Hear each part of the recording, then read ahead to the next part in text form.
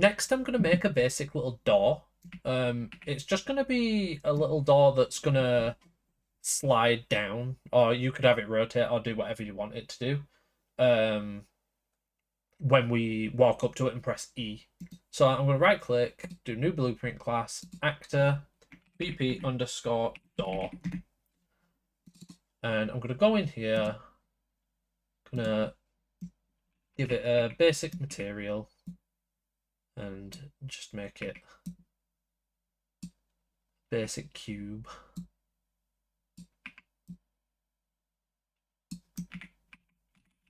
That's fine. Gonna give it this basic asset too, because that's like a metal texture, isn't it? And then I'm gonna drag this in. And basically, just gonna be able to walk up to this door and it'll just slide to open. Very basic. I'll leave it there for now. So the first thing we need to do in our door is we need to give it a boolean. And this boolean is going to be called should open. And then what we will do is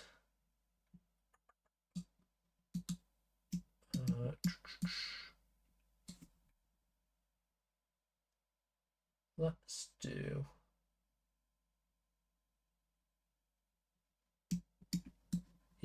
we'll do it on a Ventic. We'll have to check whether or not this boolean's triggered at runtime. So if we should open, we're going to use something called a timeline. And a timeline is kind of like a way for us to do some really rudimentary animation in our game. And I'm going to name this timeline open door. I'm also here off of our true. I'm going to drag off and I'm going to put do once. Just because we don't need our we don't need this timeline to play every single like frame from our event tick, so this will stop it unnecessarily running. And then what we're gonna do is we're gonna double click on our timeline, and in here we can add something called a track. And we're gonna add a float track. And this float track is going to represent our door's Z position, because basically what I'm going to have it do is I'm going to have it sink down into the floor and then disappear. So the reason it's the Z is because it's the Z axis that I want to move it on. You might want it to move like left and right or something. You can do that however you want. But in this timeline, we've got a length, and this is how long the timeline is going to run for. So this is how quickly you want the door to open, basically. So I'm going to have mine open over 2 seconds. And then down here, I'm going to do right-click, add key to curve float. I'm going to set this to 0, 0. Now, I'm actually going to set this to 90 because right now, my door is set to is 90 up. So I'm going to take this 90 and I'm going to set this first value to be 90. And then every time you make a change, if you press these 2 arrows, it'll sort of like bring it into view for you. And then I'm going to right click, I'm going to add another key, and I'm going to set the time on this to be 2. And the value for it, let's drag this door down. So if I set it to -100,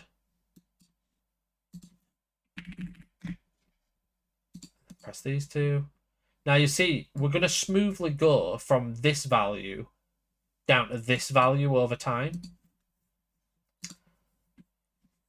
Oh, I'm going to rename this track as well. I'm going to call it Z Pos, because it represents our position on the Z axis. And then out of this update, I'm going to set, I'm going to grab our cube. So this is our door. I'm going to rename this to door mesh. We're going to take our door mesh and we're going to set its relative location. why I did that. Strange. And out of this update pin, we're going to set it. Now, the new location, if we right-click on this, we can split struct pin so that we have access to all three individual things. Now, our door mesh's default X and Y position are 0, and we don't need that to change, but we do want its Z position to change. So I'm going to plug the Z position into new location Z. And then I'm going to have it, you don't have to do this, but I'm going to have it where once the timeline is finished, the door's just going to destroy itself. That's time to destroy itself. So we're just going to destroy actor when it's finished the timeline. Now, by default, this is set to nothing, but I'm going to just set it to true so that when I play, you'll see it sinks down into the ground. But if I set that to false, our door just stays there. Now, coming over to our third person character, we need to program some logic to say when we press E in front of the door should then open. So in our third person character blueprint, we're just going to find an empty space and we're going to start programming some new logic. So I'm going to right click and I'm going to type E key because I want it so that when I press E on it. Now it's a little bit annoying finding these keyboard events. Sometimes you type E key or F key or whatever and you still have to like scroll down and find it under the inputs thing. If you find a quicker way to do that, then let me know. So when we press E, what I want to happen is we're going to do something called a line trace, and it's going to be whenever we press E, we're going to fire out like an invisible ray in front of us, like an invisible line, and detect if there's anything like in front of us. And if there is, then we can interact with it. So I'm going to drag off of this pressed, and I'm going to type line trace by channel. Make sure you do line trace by channel and not multi-line trace by channel. Now we have to do some pretty complex math, and once I've done this, I can show you what it is that I'm actually doing. So what we need to do is we need to get our actor location, and we need to plug this into the start.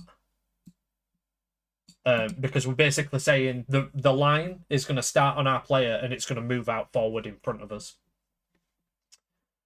To get the direction that we're looking, we need to grab our follow camera, drag that in, and we need to get forward vector. And then we need to multiply this. Now, here's where things get a little bit tricky. So, this is where we're going to determine how long the line we fire out is. So I'm going to make a new variable, and I'm going to call this line trace length, and I'm going to make it a float. And I'm going to set this by default to, I'm going to set it to 250. And then on here, on this multiply node, I'm going to right click and split this struct pin. And I'm going to plug this line trace length into all three values. So it should look like that. And then out of this get actor location, we're going to drag off, we're going to do plus or add, and we're going to add those two together, and that's going to be our end. I know that's quite, it's a bit difficult to wrap your head around, but if you come down to this draw debug type, change it to persistent, and then if we play, you'll see what I'm talking about now. So if I look around and press E, these lines represent that line trace. So if I'm looking that way, or if I'm looking that way, or that way, or that way, and I press E, it's firing out these lines. And it's checking to see if we hit anything. So there you can see it sort of hit it, and it's changed to green. So we need to check now, when we fire out that line trace, if we're hitting an object. And if we are hitting an object, like our door, we want it to do something. So in our third person character, we need to, on this hit output, we need to drag off it and type break. And we're going to break the hit result. If you press this drop down box, you're going to see it gives you a bunch of different options. There's loads of things we can check for. I don't want you to worry about too many of these. We only care about this hit actor. Because we're going to check to see if we've hit a door. So we're going to drag off of that, and we're going to do cast to door, BP_door, and plug that in.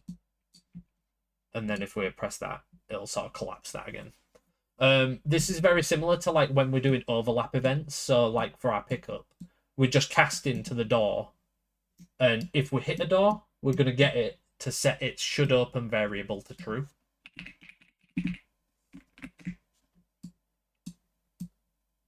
Which will trigger this timeline. So now, if I walk up to the door, press E, our line trace has hit the door and has triggered it.